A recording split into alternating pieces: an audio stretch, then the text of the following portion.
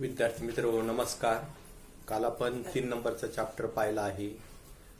त्यावरील काही इलस्ट्रेशन्स आपण पाहिले. जे तुम्हाला मी इलस्ट्रेशन्स एक्सरसाइज साठी दिले आहेत ते करा. तसंच एक्सरसाइज सॉल्व करा, सर्व ऑब्जेक्टिव्ह क्वेश्चन्स. त्यानंतर एक्सरसाइज मधले जे प्रॅक्टिकल प्रॉब्लेम्स आहेत ते पण करा. विद्यार्थी मित्र, आपण आज चॅप्टर नंबर 4 सुरू करत आहोत, ज्याचं नाव आहे लेजर. तर अगोदर त्याचे इंट्रोडक्शन पाहूया. In the process of accounting all the business transactions are recorded in chronological order in journal. These business transactions are recorded in proper books of accounts. The books of accounts can be grouped as follows. Books of accounts. Left side we have journal or subsidiary books. We can say that books of original or primary entry. And right side we have ledger, that book of final or secondary entry. तर विद्यार्थी मित्र आपण लेजरची माहिती घेताना आपल्याला अकाउंटची process जी आहे ती माहिती आहे की जे झालेले ट्रान्झॅक्शन्स आहेत ते क्रोनोलॉजिकल ऑर्डर प्रमाणे डेट वाईज आपण पहिली एंट्री किंवा त्याची नोंद जर्नलमध्ये करतो. त्यानंतर जे झालेले बिझनेस ट्रान्झॅक्शन्स आहेत त्याची नोंद प्रॉपर बुक्समध्ये, योग्य अशा पुस्तकामध्ये होते. आणि ते जे बुक्स आहेत त्याचे ग्रुप केलेले आहेत. पहिला आपण पाहिलेला आहे जर्नल, किंवा आपण त्याला सबसिडरी बुक्स म्हणतो. त्याला ओरिजिनल किंवा प्रायमरी एंट्री सुद्धा म्हणतात. आणि दुसरा ग्रुप आहे किंवा दुसरं बुक्स ऑफ अकाउंट्स आहे लेजर, ज्याला आपण फायनल किंवा सेकंडरी एंट्री म्हणतो. A ledger is called as the main book of accounts. Once the transactions are recorded in journal or subsidiary books, the next stage is the transfer of those transactions in their respective accounts opened in the ledger. तर ledger जे आहे हे मुख्य हिशोबाचं असं पुस्तक आहे. एकदा जर्नलमध्ये किंवा सबसिडरी बुक्समध्ये झालेल्या ट्रान्झॅक्शनची एंट्री झाली किंवा नोंद झाली, त्यानंतर ते ट्रान्झॅक्शन हे रिस्पेक्टिव्ह अकाउंट्स जे आहेत, क्रमाने येणारे लेजर अकाउंट आहे, त्यामध्ये त्याची नोंद केली जाते. तर आपल्या लक्षात हे आलेलं आहे की झालेलं ट्रान्झॅक्शन अगोदर जे आहे ते जर्नलाइज केलं जातं. झालेल्या ट्रान्झॅक्शनची जर्नल एंट्री केली जाते आणि ते झालेलं ट्रान्झॅक्शन ती जर्नल एंट्री कशामध्ये पोस्ट केली जाते? लेजर अकाउंट्समध्ये. तर लेजर हे बुक ऑफ फायनल किंवा सेकंडरी एंट्री असलेलं बुक आहे. आता त्याचं मिनिंग आणि इम्पॉर्टन्स पाहूया. Ledger is the principal book of accounts. It is also called as book of final entry. It is summarized record which contains all the accounts. Example given: assets account, liabilities account, capital account, revenue account, expenses account. तर हे महत्वाचं main असं book आहे ज्याला आपण ledger म्हणतो आणि त्याला फायनल एंट्री सुद्धा म्हणतात. आणि त्याचा सगळा गोषवारा कशामध्ये लिहिला जातो किंवा त्याचे एक्झाम्पल्स कोणते आहेत? Assets account, liabilities account, capital account, revenue account, expenses account, etcetera. आता आपण एक डेफिनेशन पाहूया. ही डेफिनेशन E.L. कोहलर यांची आहेत. आपल्याकडे इथे 3 डेफिनेशन दिलेले आहेत, त्यापैकी एक पाहूया 3 नंबरची. A ledger containing accounts in which all the transactions of a business enterprises or other accounting units are classified either in detail or in summary form. तर लेजर हे असं अकाउंटचं पुस्तक आहे की बिझनेस ट्रान्झॅक्शन्स, बिझनेस एंटरप्राइजेसचे, व्यवसायाचे झालेले जे ट्रान्झॅक्शन्स आहेत तर ते त्यामध्ये लिहिले जातात आणि लिहिताना ते वर्गीकरण करून डिटेल फॉर्ममध्ये किंवा समरी फॉर्ममध्ये त्याचा गोषवारा जो आहे तो लिहिला जातो. आता याचं इम्पॉर्टन्स पाहूया. लेजरचं महत्व काय आहे. It is the summarise record of all the transactions in form of assets, liabilities, expenses, income account etcetera. तर हे जे ट्रान्झॅक्शन्स आहेत तर याची समराइज म्हणजे याचा गोषवारा जो आहे तो लिहिला जातो आणि त्याचे फॉर्म्स आहेत ॲसेट, लायबिलिटीज, एक्सपेन्सेस म्हणजे खर्च आणि income. The ultimate object of bookkeeping is to ascertain with the least trouble what is the amount owned by the supplier, what is the amount receivable from the customer and so on. तर याचा object, याचा उद्दिष्ट असं आहे की हिशोब लिहिताना आपल्याला कमीत कमी ट्रबल व्हावं, कमीत कमी त्रास व्हावा आणि सप्लायरला किती अमाऊंट येणं आहे आणि कस्टमरला किती अमाऊंट आपल्याला, कस्टमरला पण समजते की आपल्याला सप्लायरला किती अमाऊंट द्यायची बाकी आहे. It is necessary for preparation of trial balance. तर लेजरचा उपयोग आपल्याला ट्रायल बॅलन्स लिहिण्यासाठी होत असतो. ट्रायल बॅलन्स जे तयार होत असतं ते लेजरच्या फॉर्मवर तयार होत असतं. The financial position of the business can be easily known with the help of various types of assets and liabilities.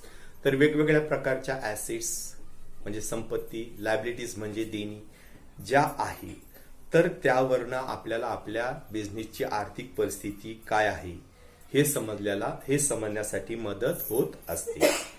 It is possible to prepare various types of income statement on the basis of the balance shown by different ledger accounts.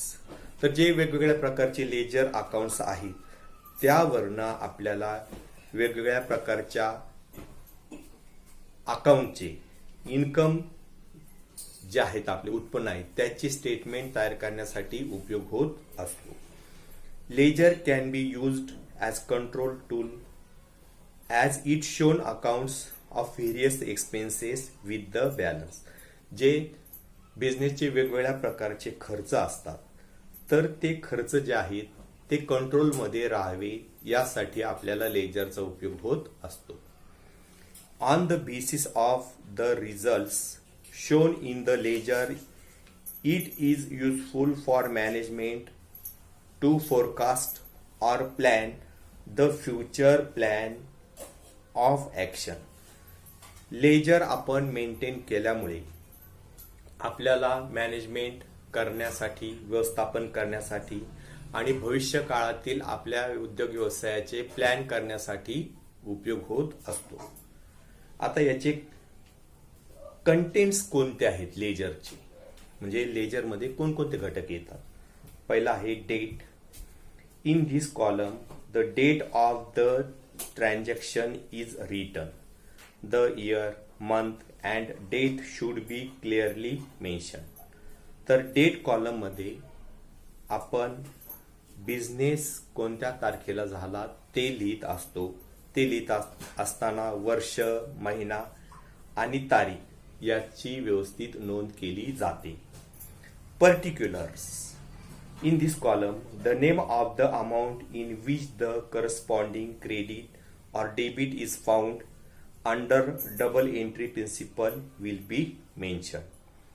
The posting of the debit side begins with 2 and on the credit side with by. तर particulars column मध्ये आपण जे related संबंधित असलेलं account आहे ते double entry system प्रमाणे लिहित असतो.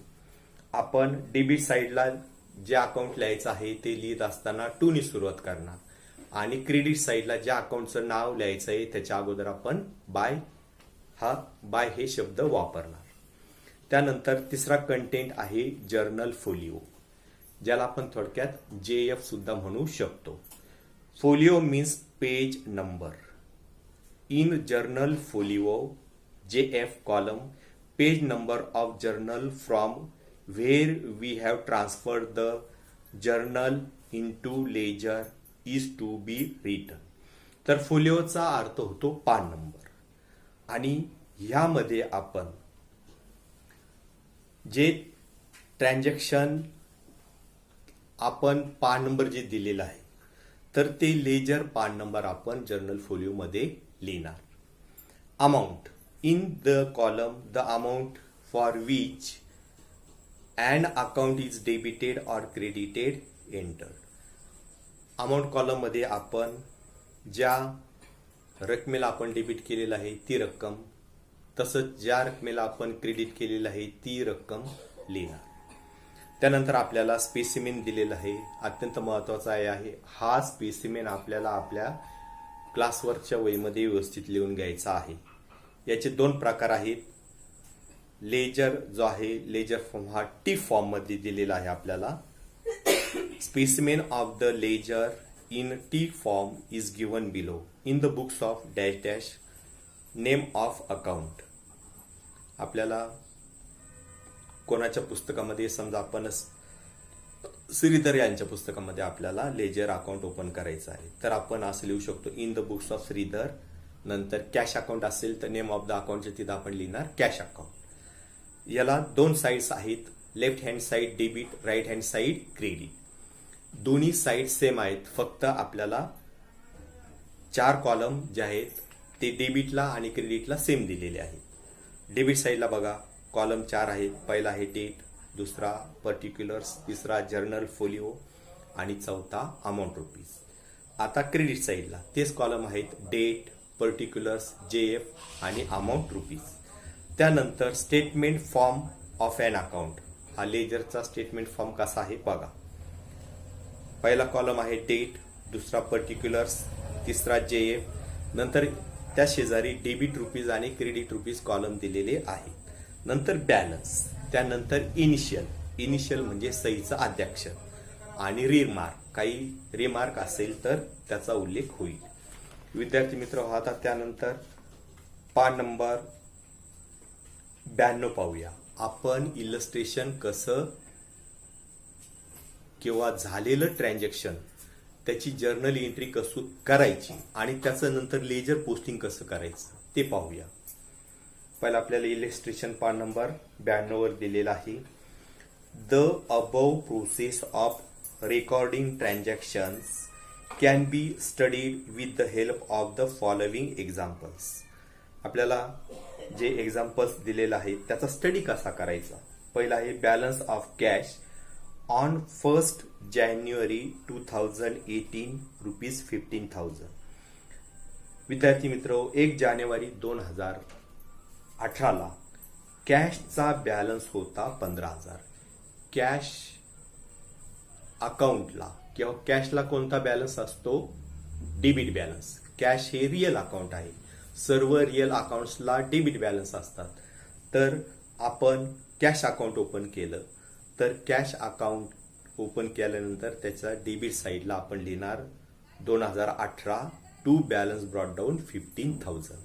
अशा पद्धतीने आपण पहिल्या ट्रान्झॅक्शनची पोस्टिंग लेजर अकाउंटला केली आहे. त्यानंतरचं 2 नंबरचं ट्रान्झॅक्शन पहा. On 5th January 2018, Raj invested 10,000 in the business. 5 जानेवारी 2018 ला राज यांनी आपल्या बिझनेसमध्ये 10,000 रुपये गुंतवले आहेत. तर आपण त्याची अगोदर जर्नल एंट्री करू आणि मग त्याची लेजर पोस्टिंग कशी होते ते पाहू. कॅश हे एक अकाउंट आलं, दुसरं अकाउंट आलं राजचं कॅपिटल. बघा कॅश आली म्हणून कॅश अकाउंटला डेबिट होणार आणि जो गिव्हर आहे तो कोण आहे? राज. तर राज कॅपिटल अकाउंटला काय होईल विद्यार्थी मित्र? क्रेडिट. तर त्याची जर्नल एंट्री 2018 जानेवारी 5 ला अशी होईल. Cash account debit 10,000 to Raj capital 10,000.